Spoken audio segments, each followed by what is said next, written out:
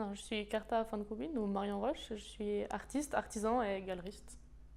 Je sais pas vraiment comment ça a commencé, mais je pense que quand j'étais assez jeune, 14-15 ans, j'ai commencé par faire beaucoup de photos et de musique.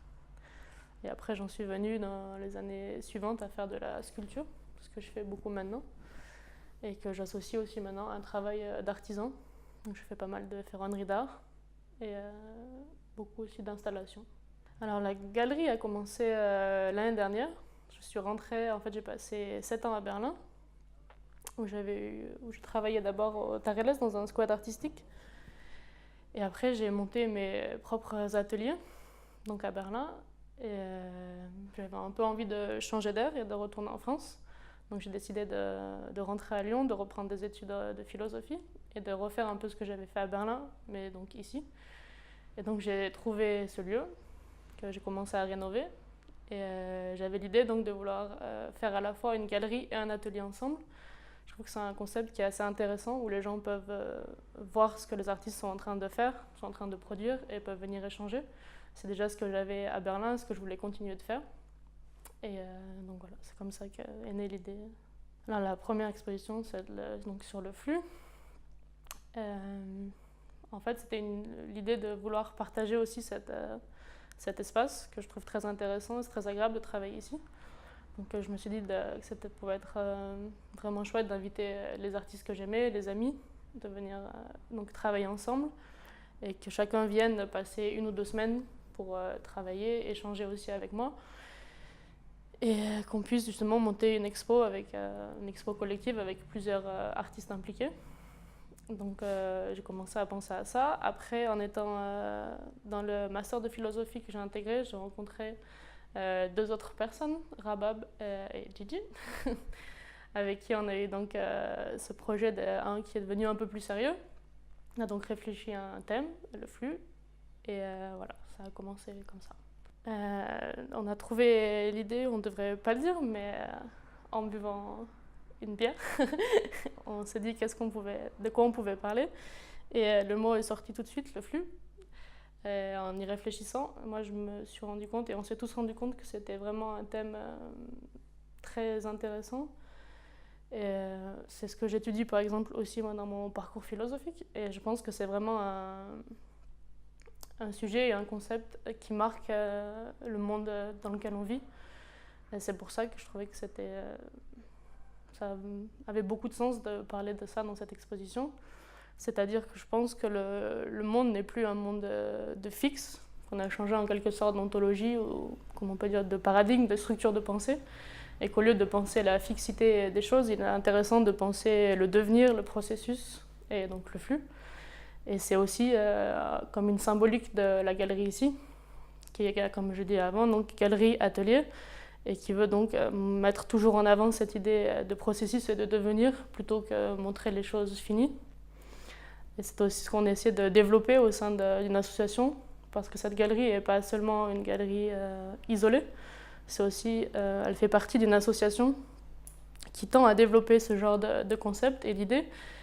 Et on essaie d'ouvrir donc avec d'autres artistes des galeries comme ça dans toute l'Europe, avec toujours ce thème central de processus et de lier le lieu à la fois de création et de diffusion artistique. Alors les artistes qui ont participé sont beaucoup d'amis ou de connaissances, des gens que j'ai connus pour la plupart donc, à Berlin, quand j'y ai passé 7 ans pour travailler, ou en Italie aussi d'ailleurs. Et c'est tous des gens pour qui j'ai beaucoup de respect et beaucoup d'admiration pour leur travail. Ils ont tous un travail qui est très différent dans des domaines assez variés, donc de la peinture à l'installation, en passant donc par les collages ou le son. Et c'était un peu comme un rêve en fait de pouvoir rallier tous ces gens ensemble, les réunir. Et parce que c'est tous des gens qui me touchent, chacun dans leur domaine et chacun dans leur sensibilité. Et j'avais envie, oui, comme c'est ça, comme un peu un grand rêve de pouvoir les voir tous ensemble réunis. Et donc c'est ce qui s'est passé. Je trouvais que c'était une très belle expérience, c'était très beau. Et que le résultat, même s'il y avait d'être arrivé à lier tous ces gens qui ont des visions très différentes d'un même sujet et qui étaient façons de l'approcher vraiment, vraiment, mais totalement variées, je trouve qu'à la fin, quand on a vu l'exposition réunie, ça donnait beaucoup de sens et que c'était très cohérent finalement, tous ensemble. Alors pour le moment, le futur de la galerie pour les prochains mois est un peu plus tranquille, on va dire. Parce que là, il s'est passé 3 mois donc, de résidence permanente. Moi, j'habite ici aussi en permanence, donc c'est vrai qu'avoir des résidences qui s'enchaînent semaine après semaine, c'était quelque chose. C'était très beau, mais c'était aussi très, très fatigant. Donc ces 2 mois d'été vont être un peu plus tranquilles. Et à la rentrée, donc en septembre, on va recommencer avec des nouvelles expositions. L'idée, c'est plutôt de faire des événements ponctuels plus que des expositions très longues. Moi, je crois que ça a beaucoup plus de sens aujourd'hui de focaliser l'attention des gens sur un événement, sur un week-end, ou 2 week-ends l'un après l'autre. Donc on va essayer de faire plus de choses comme ça, de petits événements qui vont avoir lieu du coup à partir de la rentrée. Jusqu'à, on espère, longtemps. Alors pour faire une exposition ici, il faut juste rentrer en contact avec nous, écrire un mail, proposer un projet. Et voilà, après il faut regarder les dates qui se correspondent, qu'on ait du temps. L'idée, c'est on ne voudrait pas avoir de sélection. Si chacun, je trouve que c'est aussi l'intérêt et la beauté d'une galerie comme ça, de permettre vraiment à tout le monde d'avoir sa chance, d'avoir un lieu pour exposer et de montrer ce qu'il fait. Et si quelqu'un se sent artiste et qu'il veut montrer quelque chose, alors je crois qu'il doit avoir sa place. Donc il faut juste déjà rentrer en contact. Et c'est pour moi, le feeling est beaucoup plus important, la relation à la personne. C'est quelque chose que je privilégie tout le temps aussi dans mon travail, de savoir si on partage les mêmes valeurs, si on partage les façons de penser l'art. Alors, pour moi, c'est aussi beaucoup plus important que le nom ou alors la reconnaissance de la personne. Alors, mon nom est Philippe Aubray. Je suis artisan, visual artiste. J'ai monté il y a 4 ans Humantropie, un collectif d'artistes. Je suis le créateur donc de ce collectif. Et Thomas est mon collaborateur. Voilà, donc comme tu l'as dit, je suis Thomas. Je travaille avec le collectif Humantropie. Je suis architecte, vidéaste. Et voilà. On s'est rencontrés à Berlin, il y a environ 4 ans, je crois. C'est ça? Il y a 4 ans. Il y a 4 ans, ouais. On a habité ensemble pendant 1 mois. Oui. Un petit mois. Un petit mois. Et pendant 1 mois, on a complètement accroché, artistiquement parlant, en termes de créativité. Bien sûr, on est très bons amis, ça c'est sûr. Et on a décidé de travailler ensemble il y a 3 ans sur la première exposition d'Humantropie et ma première exposition aussi en tant que Philippe Aubray, sculpteur et visual artiste. On a monté une énorme installation à Berlin dans cette galerie. On a fait venir des architectes pour aider, pour créer une espèce d'équipe de travail. Et au bout d'une semaine, on avait monté cette exposition qui s'étendait sur 2 pièces et se concentrait sur un matériel, celui de la VHS, donc de cette vidéotape magnétique qui en fait est intéressante parce qu'elle est très nocive pour l'environnement. Elle est impossible à recycler, c'est un matériau que tu ne peux pas recycler, sauf dans ce genre de contexte. Ouais. Mais dans Humantropie, il faut de l'organique, du grain, de la matière. Et j'ai dit à Thomas, écoute, collaborons encore une fois pour le finissage et créons des vidéos sur des télés cathodiques qui sont à l'image du projet, en même temps à son image, en tant que Thomas Flores, à mon image, donc Philippe Aubray, et sous le même collectif. Et nous avons créé une série de vidéos avec vraiment cette touche un peu organique et à la fois glitch art, digital art. C'était l'idée de transformer quelque chose donc la vidéo, et d'en faire un savoir-faire, enfin d'avancer vers une connaissance qui ferait de la vidéo un artisanat. Donc on pense à l'artisanat comme quelqu'un qui travaille le métal, comme Carta, quelqu'un qui va travailler le tissu, comme Aubray. Et on en rajoute la vidéo. On rajoute un format qui est digital et qui n'est pas du tout pensé comme quelque chose qui est artisanal. Mais donc de rentrer dans la texture d'une vidéo, de comment elle est composée, comment elle s'écrit sur un ordinateur, et de jouer, de déformer cette information et d'en faire quelque chose qui va être un jouet en fait entre la matière physique et numérique. Nous avons connu Carta von Kubin, la galériste, et la femme qui est la jolie femme, la très belle femme qui a monté l'idée de cette exposition justement qui voyage avec comme thème le flux. Carta, c'est une amie aussi qu'on a rencontrée à Berlin et on vivait tous ensemble à un moment pendant un petit laps de temps à Berlin. On s'est découvert tous beaucoup d'atomes crochus dans l'art, pas forcément les mêmes, mais toujours connectés au même point. Ce point très délicat entre l'art et l'artisanat, entre avoir une notion conceptuelle et à la fois une envie manuelle de faire les choses. Et à Lyon, on a reçu une invitation, voilà, une invitation de Carta pour participer à cette résidence.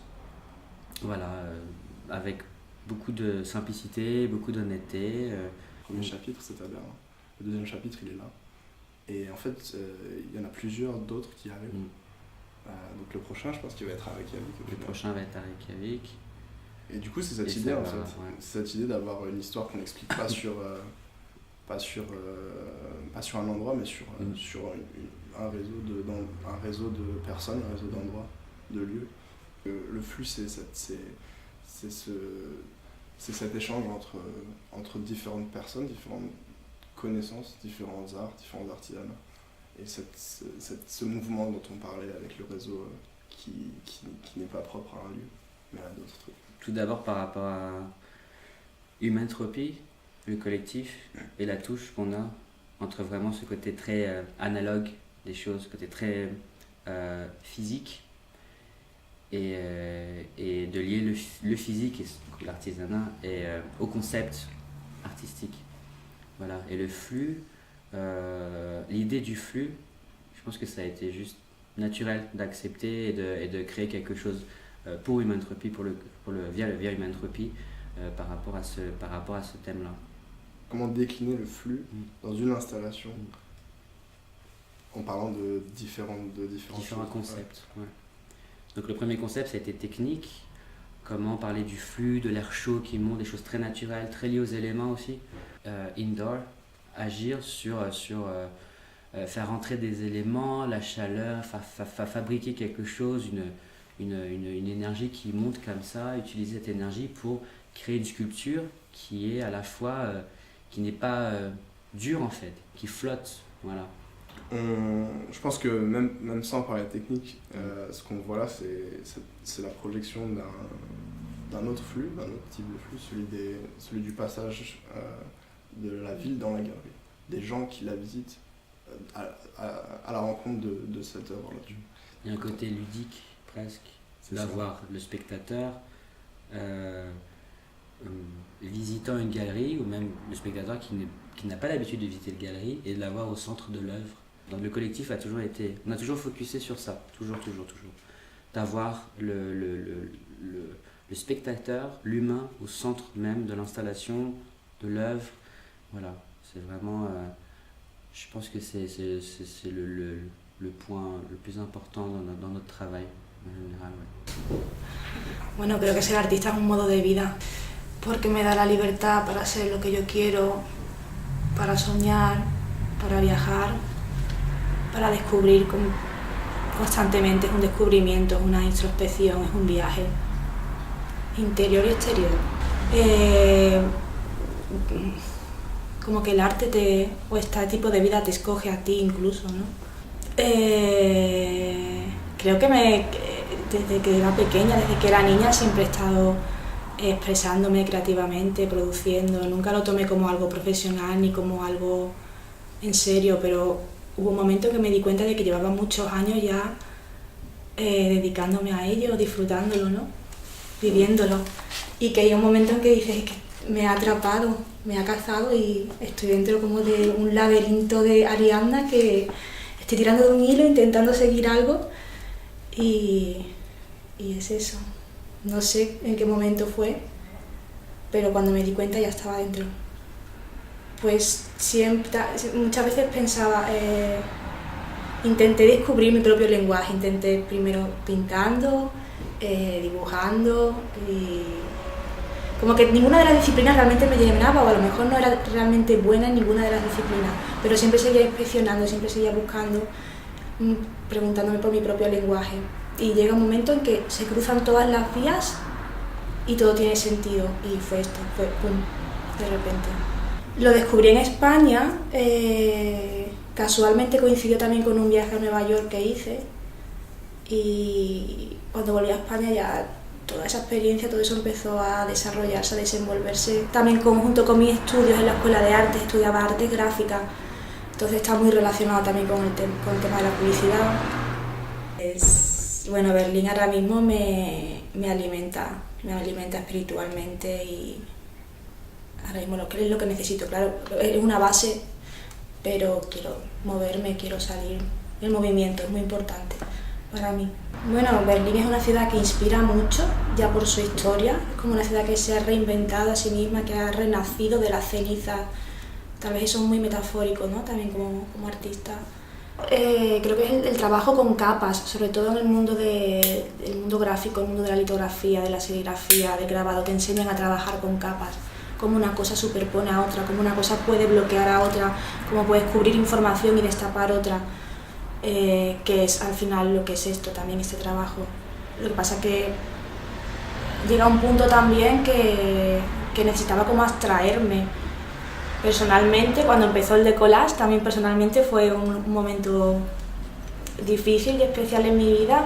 Muchas veces lo asumo esto como arrancar capas, es como intentar encontrarme a mí misma. Estoy abriéndome también, cuando abro estas capas es como algo personal. Simplemente ando por las calles buscando algo que no sé, y cuando lo encuentro sé que lo he encontrado, simplemente. La casualidad es muy fuerte en este trabajo. Tú tienes unos conocimientos, ya sé cómo va mi trabajo, ya sé lo que quiero, pero eso, el fruto de la casualidad, muchas veces está el collage ahí delante tuya, o está el material, aparece ahí simplemente. Kerta y yo nos conocimos en Berlín. Yo llevaba 6 meses en Berlín y encontré un lugar muy especial que estaba como medio abandonado, y entré a vivir como artista. En ese momento conseguí mi primer estudio ahí, y Kerta en ese momento también llegó, acababa de salir del Tágeles, estaba intentando un poco también retomar todo ese trabajo del Tágeles. Llegó con Claudio Greco, otro artista italiano, y juntos empezaron a construir de la nada su atelier, su estudio al lado del mío, y ahí fue como nos conocimos. Y cuando la conocí digo, wow, esta chica que es capaz de construir su propio atelier, su propio estudio, es impresionante. Bueno, la primera vez fue una performance sonora que hicimos en el Carnaval del Kulturen. Esa fue la primera vez que trabajamos.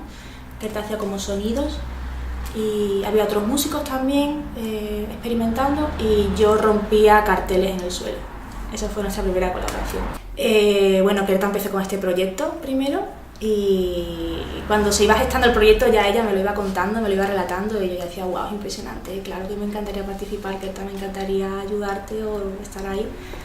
Y cuando el proyecto por fin tomó forma, Kerta habló muy seriamente conmigo, y claro, dije, tengo que venir. Bueno, es bastante inspirador para mí el flux, porque bueno, lo puedes simplificar, ¿no? El movimiento puede ser algo físico, puede ser algo espiritual también, puede ser algo psíquico. Yo lo traslado, si lo tuviera que simplificar todo eso en una palabra diría que es arte, y si lo tuviera que todavía simplificar más diría que es decollage. Creo que el decollage es eso, es una acción expresiva de algo que se desarrolla con la búsqueda en las calles, con el movimiento de rasgar y tirar y descomponer, y al final todo eso se plasma aquí. Así que creo que el decollage es eso, es movimiento y es una expresión que lo plasma. sabía que quería venir a Lyon, que quería trabajar en las calles de Lyon, quería ver lo que las calles de Lyon me expresaban, me decían y a partir de ahí recoger el mensaje y componerlo. Creo que este trabajo es como intentar descubrir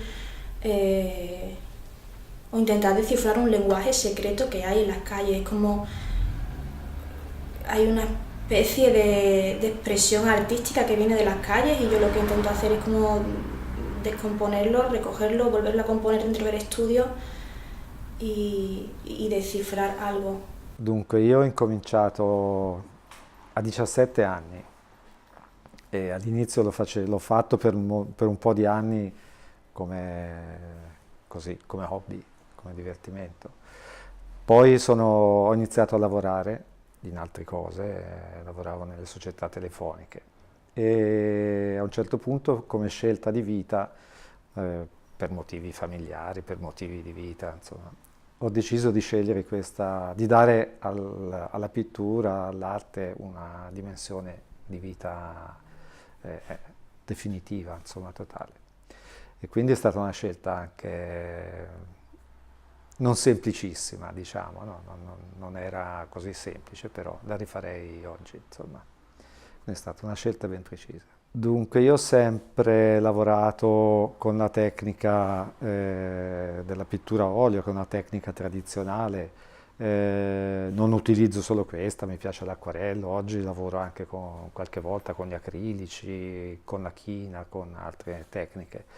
Ma la tecnica a olio per me è una tecnica molto bella che dà moltissime possibilità, che non si finisce mai di scoprire, di sfruttare, anche in chiave contemporanea, anche per quello che è la pittura contemporanea. Moltissimi grandi artisti lavorano con l'olio, insomma, quindi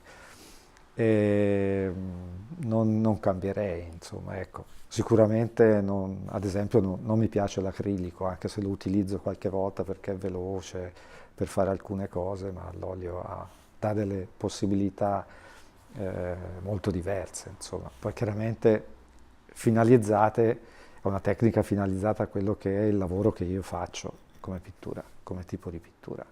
È una pittura che è legata alla tradizione, è una pittura abbastanza classica che però cerco di realizzare, di portare avanti in maniera personale, quindi sempre cercando di andare un po' avanti, un po' oltre, no? Di non fermarmi a un cliché, no? E questa è una ricerca continua, insomma, no? Così, naturalmente. Per me in questo l'olio per me è insostituibile. Dunque, l'esperienza della residenza d'artista ha origine dalla conoscenza con Kerta, che si è concretizzata in Toscana, a Grosseto, perché lei era stata invitata per una residenza d'artista in un progetto per artisti under 35, per uno scambio con un altro artista di Grosseto che era andato a Berlino, quindi lei era venuta ospite dell'associazione Arte Fuoristrada, che è l'associazione di cui faccio parte, e a sua volta Kerta poi mi ha invitato in questo progetto Flux, al quale ho partecipato ben volentieri, con interesse, anche se sono il più grandicello, credo, nel gruppo. È una bella esperienza, credo che sia interessante, si entra in contatto con altre persone, quindi con modi diversi, di linguaggi molto diversi tra loro. La contaminazione fa sempre bene, insomma. L'associazione Arte Fuoristrada è nata perché io cercavo uno studio fuori città e ho coinvolto qualche altro artista amico. Abbiamo cercato per qualche mese uno spazio vicino a Grosseto, nella campagna, e poi abbiamo trovato un vecchio podere, una vecchia casa abbandonata, con un bel pezzo di giardino di terra intorno, e una stalla che abbiamo trasformato in una sala espositiva, e lì è incominciata facciamo anche un'attività appunto di promozione di artisti, di iniziative culturali, tutto no profit. Il tema del flusso, non so perché, ma quando Kerta me lo ha detto, me l'ha comunicato, mi ha fatto venire subito in mente allo scorrere del tempo, che è il primo flusso a cui io penso quando penso a questa parola, la prima cosa a cui penso riferendomi a questa parola. Però è quello che ordina tutto a partire, e quindi la cosa che istintivamente mi è venuta in mente per rappresentarlo era il ciclo delle stagioni, no? Quindi il succedersi delle stagioni, come qualcosa che si ripete ma si rinnova tutte le volte, quindi è un tempo che nasce, che cambia, che muore, che rinasce, e quindi è un ciclo vitale, no? Un ciclo vitale che comprende nascite e morti, cioè quindi non è qualcosa che non si ferma e non rimane mai, e non è mai uguale a se stesso. Il problema era come realizzarlo. Vabbè, io ho pensato a 4 dipinti, quello che è il mio stile più o meno, in cui raffigurare queste 4 stagioni, e ho fatto dei bozzetti di carta, questi che sono qua. Però poi pensavo come metterli, allora li ho messi in fila e non mi piacevano. Allora ho provato a metterli come se girassero, come se fosse il quadrante di un orologio che gira. Mi sono piaciuti, e lì è nata l'idea di mettere insieme i quadri che ruotano praticamente di 90 gradi ogni volta, di montarli tutti insieme e poi di farli ruotare tutti insieme, come qualcosa che lentamente, ciclicamente si sposta, gira. Quindi, ad esempio, poi non si vede molto, fra l'altro questi 4 dipinti hanno inciso dei titoli di canzoni, perché per me che sono legati alle 4 stagioni, no? Anche in maniera molto semplice. Ma anche qui perché per me, ad esempio, c'è un flusso in ogni persona tra vari linguaggi. Ognuno di noi ascolta musica, guarda arte, legge letteratura, legge dei libri, parla con le persone, e tutto questo entra, per me le cose non sono a compartimenti stagni, no? Cioè, quindi io sono quello che faccio, quello che ascolto, quello che vedo, quello che tocco, le persone che frequento. Un altro legame con il tema del flusso è quello relativo al fatto che, per conto mio, le esperienze anche culturali di ognuno si intrecciano. Ad esempio nei dipinti non si vedono molto, non mi interessa in fin dei conti, ma sono incisi in qualche modo i titoli di 4 canzoni che sono legate a queste stagioni, no? Ma proprio perché, non perché siano importanti, ma perché le cose stanno insieme, cioè quindi la musica, la letteratura, il dipingere, le relazioni affettive, stanno tutte insieme in una persona, insomma. Quindi io mi sento quello che faccio, quello che ascolto, le persone che incontro, con cui vivo. Quindi per la primavera è Here Comes the Sun, proprio perché parla della necessità dell'arrivo del sole, no? Dopo l'inverno. E per l'estate banale, summertime, insomma, però per me è significativo. Autumn Leaves o Le Feuilles Mortes, che è un pezzo sul quale io ho imparato a suonare un po' il pianoforte jazz molti anni fa, insomma, poi ho smesso. Però mi divertivo sempre a farlo. Dunque per l'inverno una canzone dei Blood, Sweat and Tears, Sometimes in Winter, che a me piace moltissimo. Per ora è una bellissima esperienza, anche grazie all'ospitalità di Kerta, ovviamente.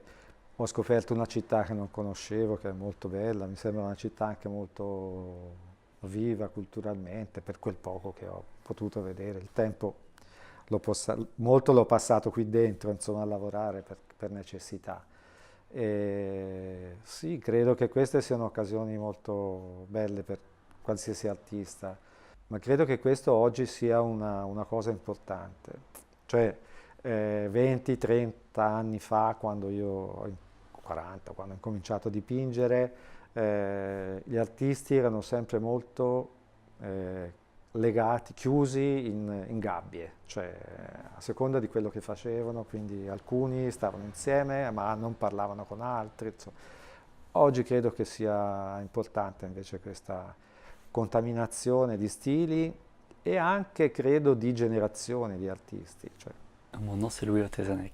C'est une ancienne légende des pays de l'Est et c'est un enfant racine et donc en fait c'était une histoire qui m'a toujours beaucoup inspiré. Je cherchais quelque chose qui me correspondait un peu plus profondément, qui était un peu plus ancré dans ce que je crois et j'ai toujours dessiné, peint, ça a été la première chose que j'ai fait petit et qui me porte et qui m'inspire.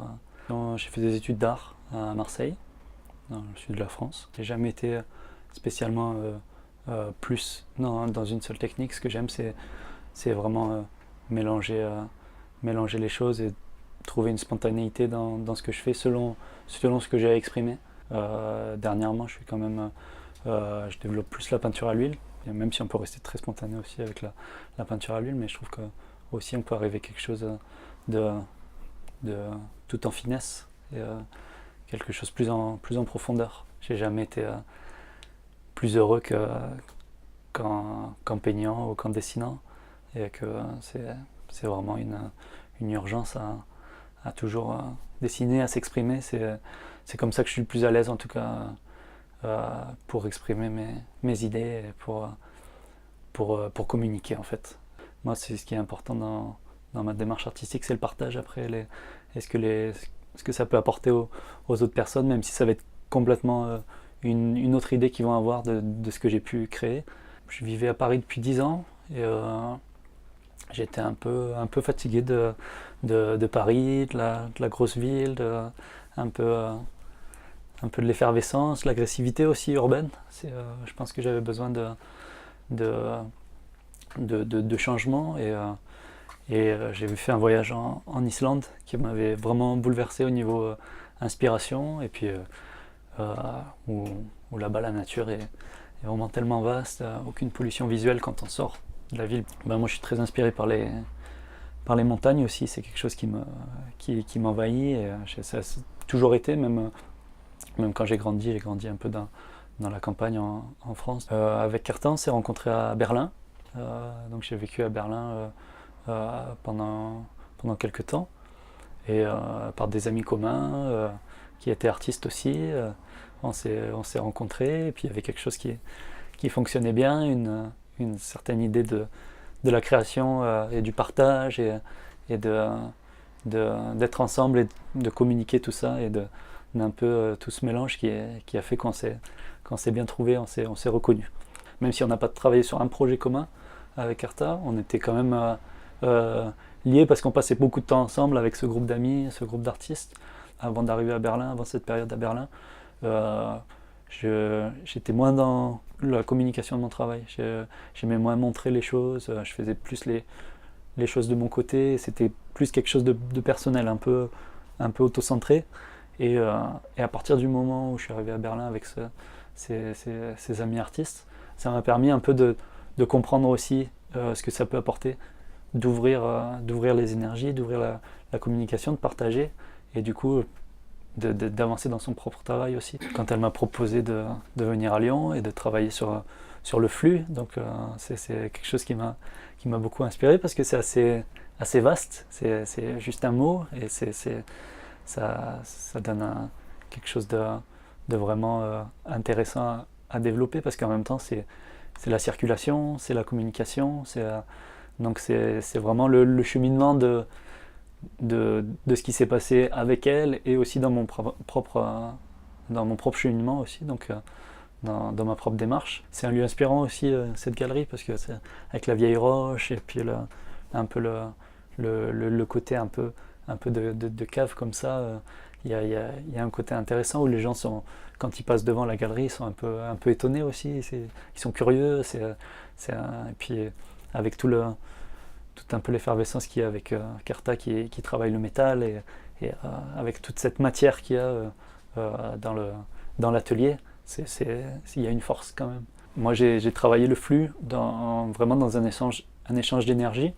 Donc comment ça fonctionne pour moi, cet échange, enfin comment fonctionne ce cheminement intérieur, le flux des énergies dans la communication. Donc que ce soit avec le rapport au paysage, qui est très important pour moi, le paysage intérieur et puis le paysage imaginaire. Moi, ce qui m'inspire, c'est vraiment les paysages scandinaves depuis longtemps. Et du coup, moi, j'ai quand même intérieurement toujours ces couleurs de la Scandinavie qui sont présentes, parce que c'est des couleurs qui me touchent profondément. Et donc, j'espère que ça peut parler aussi à des personnes qui sont ici, qui ne sont pas forcément familières avec ces couleurs-là ou avec ces paysages-là. Donc, il y aura tout un cheminement dans ce que j'ai créé cette semaine, entre le paysage, le minéral, le rapport avec vraiment plus petit de la roche et de l'énergie tellurique, et vraiment l'énergie des mains après, ce qu'on peut communiquer avec notre énergie humaine et voilà, notre rapport en mouvement à l'autre. Et donc voilà, j'ai essayé de faire le lien aussi. C'était très inspirant, comme j'arrive le dernier des résidents. C'était inspirant de voir les autres sur ce quoi ils avaient travaillé. Et c'est marrant de voir à quel point c'est différent, mais à quel point quand même il y a un flux dans ce qu'on a proposé chacun.